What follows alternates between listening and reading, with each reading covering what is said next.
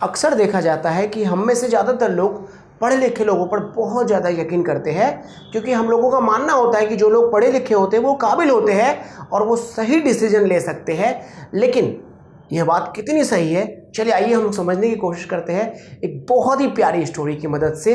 Really ये story आपको बहुत ज़्यादा हेल्प करेगी सही डिसीजन लेने में, और पढ़े लिखे लोगों की कौन सी बातें आपको माननी चाहिए और कौन सी बातें आपको नहीं माननी चाहिए। रोड के किनारे एक व्यक्ति समोसे बेचा करता था और समोसे बहुत ही ज़्यादा स्वादिष्ट बनाता था, जिस वजह से लोग दूर दूर से आते थे समोसे खाने के लिए। अब समोसे की बिक्री बहुत ज़्यादा होती थी, जिस वजह से उस व्यक्ति को प्रॉफिट भी बहुत ज़्यादा होता था।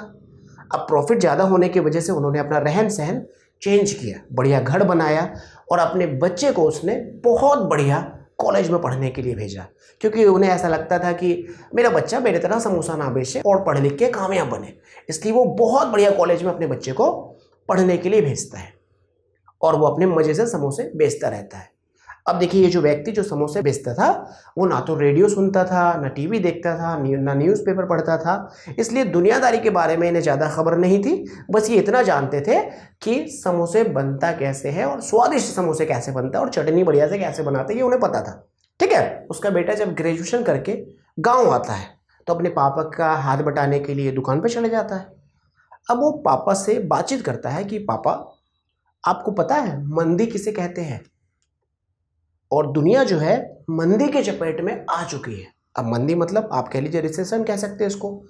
मंदी के चपेट में ये दुनिया आ चुकी है और थोड़े टाइम के बाद हमारा एरिया भी मंदी के चपेट में आ सकता है। अब पिताजी बोला कि बेटा, मेरे मंदी के बारे में तो मुझे कुछ पता नहीं है, क्योंकि मैं न्यूज़पेपर वगैरह तो नहीं पढ़ता हूँ और रेडियो भी नहीं सुनता हूँ, टीवी भी नहीं देखता हूँ, मैं तो बस समोसे बनाने में ही बिजी रहता हूँ। बताओ ज़रा क्या होता है मंदी। तो बेटा समझाता है कि मंदी ऐसी सिचुएशन को कहा जाता है, रिसेशन ऐसी सिचुएशन को कहा जाता है जहां डिमांड कम हो जाती है। ठीक है, डिमांड कम हो जाती है। तो पापा बोलता ऐसी बात है। तो पापा ने क्या किया, उसी दिन से मतलब वो व्यक्ति अपने बेटे की बात को मानकर उसी दिन से ऑर्डर कम करना स्टार्ट कर देते हैं। मतलब पहले आलू का ऑर्डर वो ज़्यादा देते थे ताकि वो ज़्यादा समोसे बना सके। अब उन्होंने आलू का ऑर्डर कम करने लगा, मसाले का ऑर्डर कम करने लगा, आटा और मैदे का ऑर्डर कम करने लगा, और दुकान में जो बोर्ड लगा हुआ था उस बोर्ड को भी उतार दिया। पहले वह 500 समोसे बेच लेता था, लेकिन अब वह 200 समोसे बनाकर बेचना स्टार्ट किया।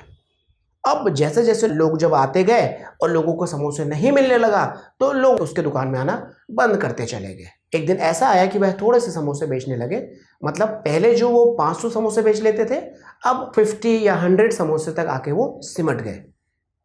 अब वो अपने बेटे को थैंक यू कहता है, कहता बेटा, तुमने मेरी आंखें खोल दी, तुमने बड़े लॉस से हमें बचा लिया। अब जरा इस बात को आप सोचिए, इस कहानी से क्या सीखने को मिलता है? क्या उसके बेटे ने सही सजेशन दिया उसे?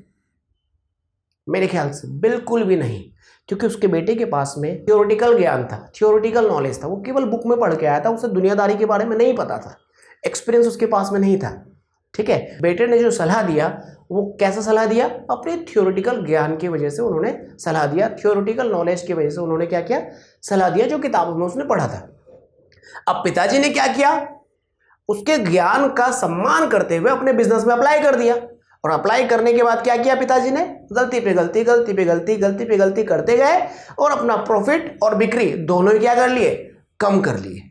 और उनको क्या लगा कि सच में मार्केट का कंडीशन खराब है, लोग समोसे खरीदने के लिए इसलिए नहीं आ रहे हैं क्योंकि मार्केट में डिमांड नहीं है। तो इस स्टोरी से हमें क्या बात समझ में आती है?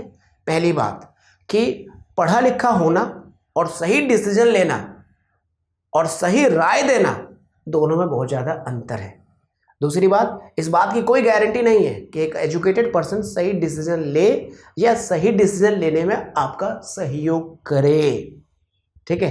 तीसरी बात, कभी भी कोई आपको सलाह दे तो अपना आंख और अपना कान खुला रखना है, आपको सोचना है, समझना है, फिर सलाह को अपने बिजनेस में इम्प्लीमेंट करना है। चौथी बात, लाइफ में आगे बढ़ने के लिए ये ज़रूरी नहीं है कि आप स्कूल और कॉलेज ही जाओ। स्कूल और कॉलेज जाना चाहिए, लेकिन अगर आप स्कूल कॉलेज नहीं गए हैं और आपके अंदर अगर 5 बातें हैं तो आप लाइफ में सक्सेस हो सकते हैं। Number 1 character, number 2 commitment, number 3 करेज, नंबर 4 कर्टसी, नंबर 5 कन्विक्शन। अगर ये पांचों बातें आपके अंदर है तो आप स्कूल गए हो या नहीं गए हो, कॉलेज गए हो या नहीं गए हो, आप लाइफ में सफल हो जाओगे। समोसे वाले ज़्यादा समोसे इसलिए बेच पा रहा था क्योंकि उनके अंदर ये पांचों बातें थी, और बेटा कॉलेज से पढ़ लिख के आया, उसके अंदर में ये पांचों बातें नहीं थी। तो इंटेलिजेंट होने का मतलब ये नहीं कि आप सक्सेसफुल हो जाओगे। सक्सेसफुल होने के लिए कुछ और क्वालिटीज की जरूरत होती है जो मैंने आपको जस्ट अभी बताया: character, conviction, courage, courtesy and commitment. I hope इस स्टोरी को आप जरूर अपने लाइफ में इंप्लीमेंट करेंगे। अब आप मुझे कमेंट करके बताइए कि अगर आपका बेटा पढ़ा लिखा है या आपका भाई पढ़ा लिखा है या आपके घर पे कोई पढ़ा लिखा है और आपको अगर सलाह देता है तो आप उनकी सलाह को किस तरीके से मानोगे।